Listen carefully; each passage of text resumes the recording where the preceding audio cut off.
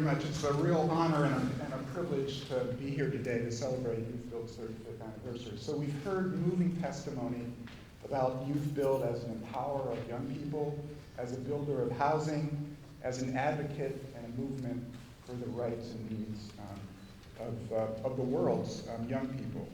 The trajectory that YouthBuild has followed, idea or concept, an alternative school teacher walking up to a group of kids on the street corner and asking them what they really wanted and how she could help them, all the way to a model and a program, and then a program expanding to other places and other cities and other states, and now internationally. That paradigm for social policy making is what today's programs really aspire to, but few of them have succeeded. Now, evidence building has been an important part of that paradigm and an important part of YouthBuild's legacy. It's actually had 14 separate studies done over the years. The first 5 sites, when the program YouthBuild was really created, was built on the experience of the Youth Action Program.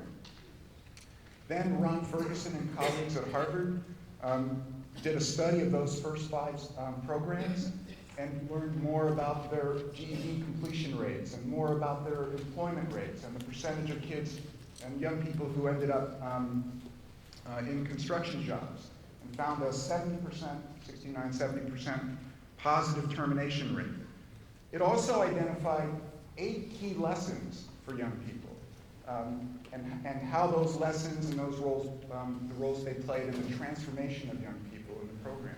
Those 8 lessons in that first major study became the basis for the technical assistance that YouthBuild still provides to every new program today. It also raised questions about whether and more should be done to strengthen and formalize the program's education components. YouthBuild adapted. It strengthened and formalized its education component. In 2004, my beloved colleague Andy Hahn completed a study of YouthBuild programs, and he also found 75% were enrolled in post-secondary education or employed in jobs paying at least $10 an hour. Most were not receiving public assistance benefits of any kind, and only the tiniest percentage were involved in the criminal justice system.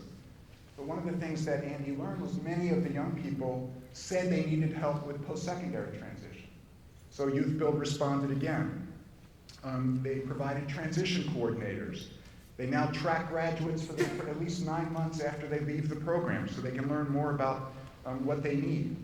52 programs have now put in place mentoring models that help young people as they make those transitions.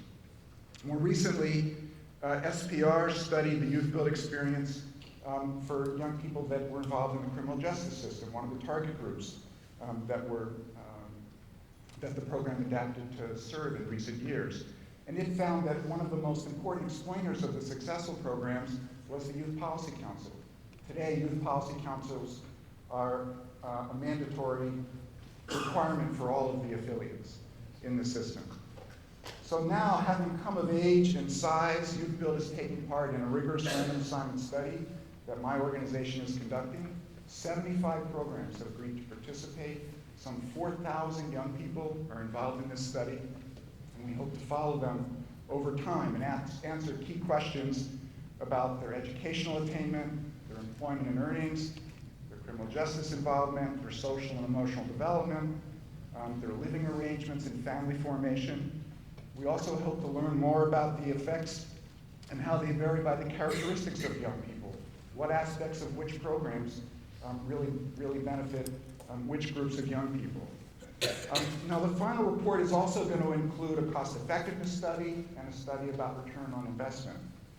And I think one of the things we really want to try to understand better and emphasize are the effect of 2 critical decisions that the program made as it expanded.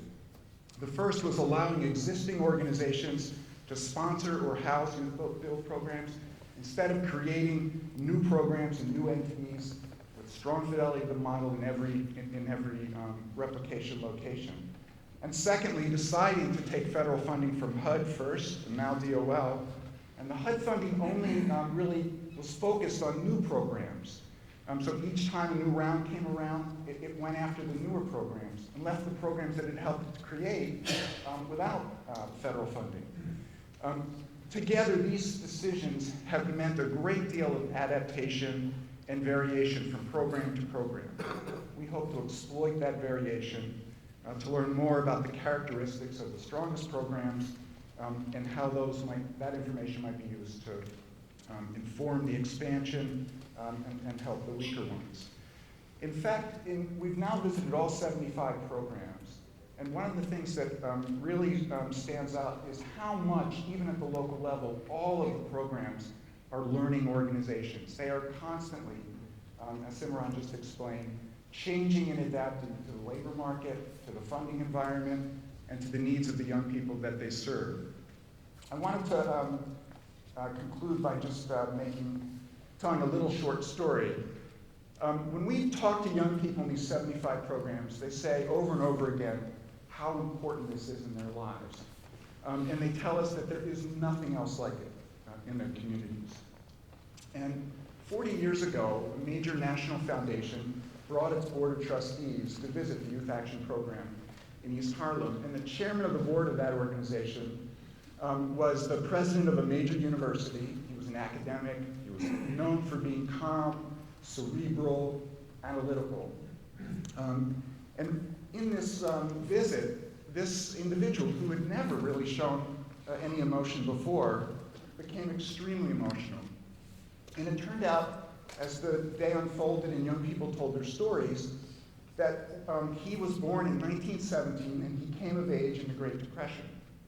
And the saving thing in his life was the opportunity to participate in the Civilian Conservation Corps. And he saw in these young people the same need, the same opportunity, and the same role and importance. And I tell that story because it's clear that YouthBuild has tapped into a universal need of young people for respect and an opportunity to contribute to the larger goals of society. And that need transcends not just borders, but generations. Thank you.